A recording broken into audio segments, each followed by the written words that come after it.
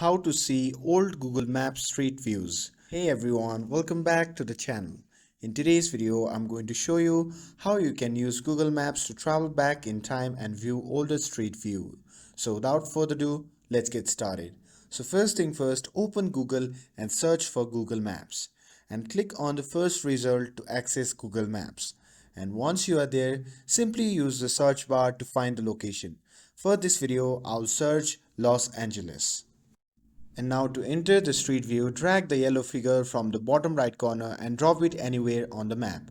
I'll paste it on the street for this demonstration, and once inside the street view, you can navigate as usual by moving up and down the street.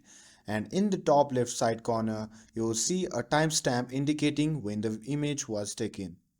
And you can see the option labeled see more dates. Simply tap on that, and if you click on that, you may see older image available for that location.